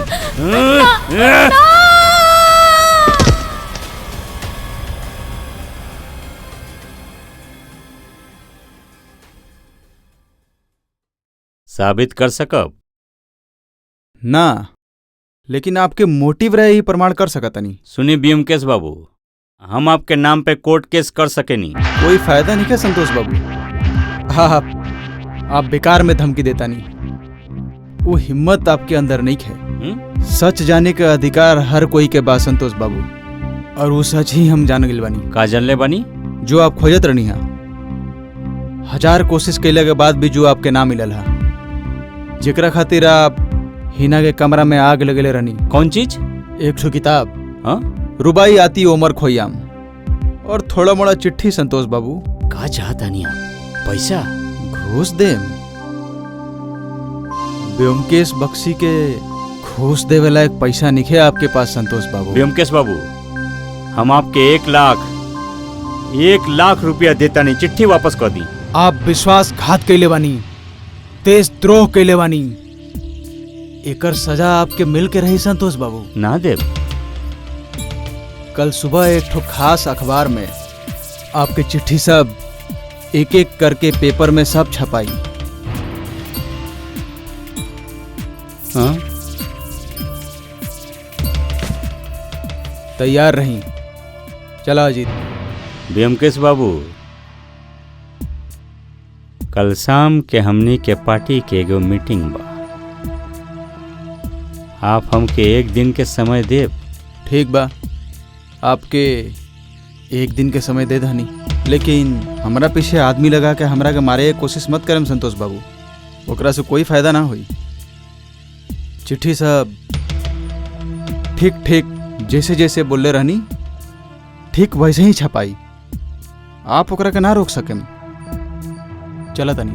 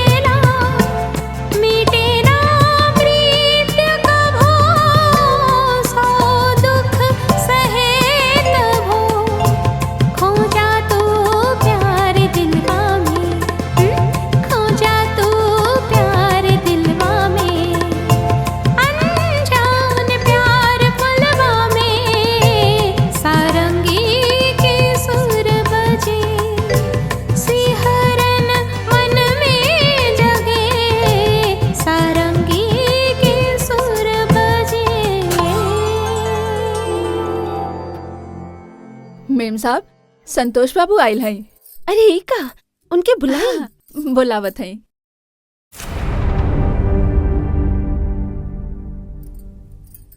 मेम साहब, संतोष बाबू तो ना है। ना है मतलब? हाँ, हम उनसे बात करके आपके बुलाया ही नहीं। बैठ बैठ के आपके गाना सुनत रहनी। हम लौट के जाके देखनी वो ना बानी। अब ठीक से देख ले रहनी ना? हाँ, हम चारों तरफ देख के ही तो आपके पास आई नहीं। हमके बुझाता संतोष जी शायद चल गई नहीं। अजीब है, अचानक ये घर में कैसे आई नहीं? जब आईनी हाँ हमके बिना बताए चल गई नहीं। एकर मतलब कमरा में आग तब संतोष बाबू लगेले रहलन। एकदम सही बात। संतोष बाबू के लागल रहे कि हिना वो सब चिट्ठी अपना कमरा में ही रख ले बिया, लेकिन खोजबीन करे कोई उपाय ना रहे। एकर कारण पहला, हिना सब समय दरवाजा में ताला मार के कमरा छोड़त रहे, और दूसरा, तलाशी कैला से घर के सब कोई संदेह कर सकता। यही से संतोष बाबू सारा प्रमाण मिटावे खातिर खुद ही वो कमरा में आग लगा देले रहला। अच्छा, तो फिर रवि वर्मा का है वो होटल में? रवि वर्मा ही लेकिन सबसे पहले जान पैलस कि हिना संतोष बाबू के ब्लैकमेल करतिया, और ये भी पता चल गल कि हिना ओकर दोस्त के बेटी ना हिया। कोई वजह से रवि वर्मा के हिना के ऊपर संदेह होला। यही से रवि वर्मा ओकरा के फॉलो करेला और जान पावेला कि ढाका होटल बोल के कोई होटल बा। उमर सिराजी के बारे में भी पता चलेला, और ये भी पता चलेला कि वही होटल के 7 नंबर कमरा में एक ठो बहुत खास दलील छुपावल गिल बा, और ओकरा बाद ही रवि वर्मा चाबी चुरा के उ होटल के कमरा में घुसे के कोशिश करेला, और वही समय विकास ओकरा के देख लेवेला। अच्छा, ऐसन भी तो हो सकेला कि संतोष बाबू ही रवि वर्मा के बोलले रहे उ सब कागज लाए खातिर। संतोष बाबू ये सब कचड़ा काम ना करिए। उनका अगर पता चल जाये तो मैनेजर के मोटा पैसा घूस देके कमरा खुलवा के फिर अपन काम करतन। तो फिर संतोष बाबू काहे तो के अपन परिवार के मदद करे खातिर बोलन? नेंगटी गलती से हमरा के बुला ले रहे। वो अगर हमरा के भगा देती तो सबके उनकरा पे संदेह करे लगी। यही से हमरा के एक ठो जिम्मेदारी देके अपने आप के साधु बने की कोशिश के ले रहे। अच्छा ब्योमकेश, तू का सच में वो सब चिट्ठी अखबार में छपोई बा? ई तो निर्भर करत हवे उनकरा फैसला के ऊपर। सबसे पहले देखे के बा वो खुद का करता रहे। संतोष जी जिंदाबाद, जिंदाबाद, जिंदाबाद। संतोष जी जिंदाबाद, जिंदाबाद, जिंदाबाद। यहाँ उपस्थित हमारे भाई और बहन, देश के संकट के समय में हमनी के पार्टी के तरफ से इस समावेश में आप लोग से आवेदन करत हई। अगर देश के आप लोग आगे ले जावे चाहता नहीं, देश की अगर सफलता के सीढ़ी चढ़ावे चाहनी, तो इस समय में सबसे जो जरूरी काम बा वो बा एगो योग्य नेता के। जो भी देश के नेता बनी वो इस देश के ठीक से चलाए सकी। अगर योग्य नेता के हाथ में इस देश के बागडोर आई तब वही हम लोग कामयाब होखब, तभी इस देश के उन्नति हुई।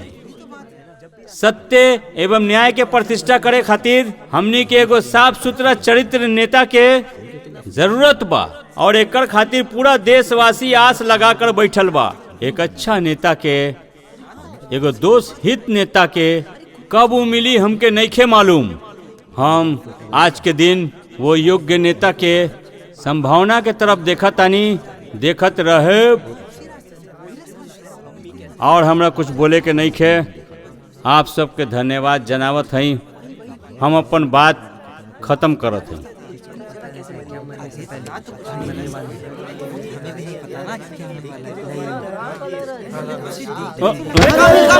नेताजी के काम भाई। अरे अरे उठाओ उठाओ उठाओ उठाओ चल नेताजी के लेके चल चल चल।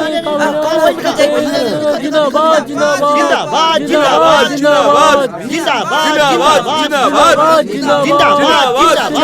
जिंदाबाद जिंदाबाद जिंदाबाद जिंदाबाद जिंदाबाद जिंदाबाद जिंदाबाद। चला जी, नाटक खत्म हो गया। चला। जिंदाबाद जिंदाबाद जिंदाबाद जिंदाबाद जिंदाबाद जिंदाबाद जिंदाबाद। भौजी, ब्योमकेश भैया के का हाल चाल बा बताओ ता? उनकर केस कितना बढ़ल?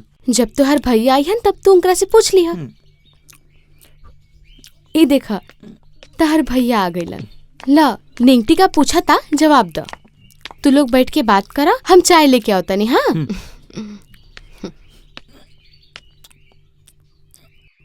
ब्योमकेश भैया, हिना के खूनी के पकड़ पेला कि ना उहे जाने आयल बनी। ना पकड़ पेला तो हाँ पकड़ लेला। तोर मुंह देख के लगा था तू भी जानत रे। हम तो शुरू से जानत रहनी। शुरू से जानत रहीस? बोल तो देखिए ओकर नाम। मौसा जी। हाँ तू जानत रहला? हम तो खुदे अपने आँखी से देख ले रहनी।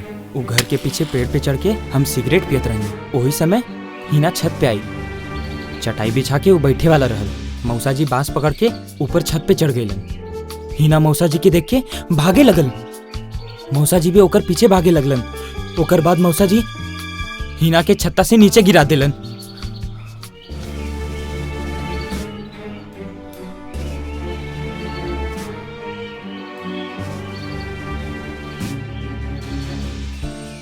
तू जब जानत रहला ये सब तो इतना दिन बतैला काहे ना?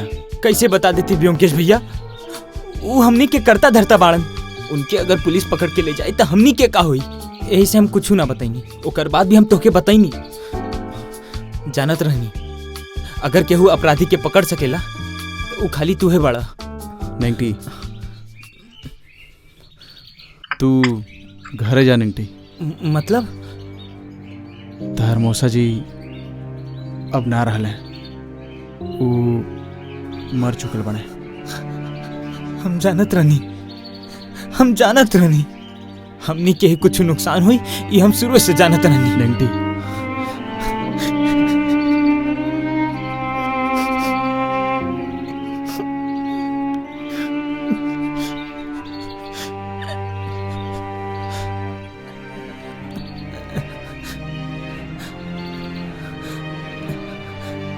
घर आके ब्योमकेश वो सब चिट्ठी जला देलस।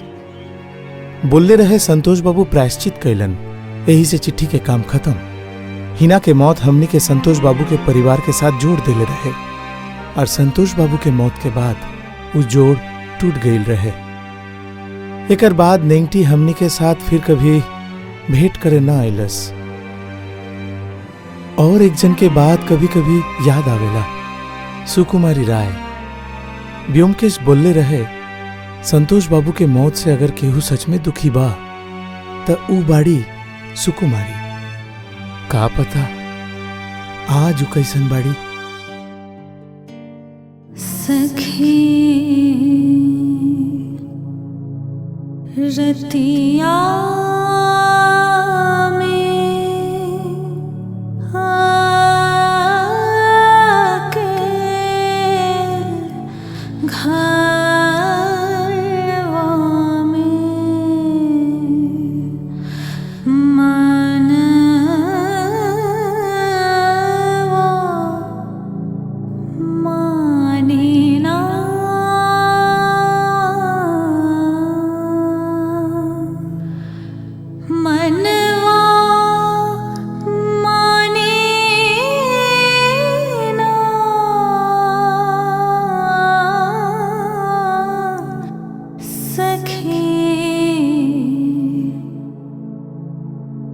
रतिया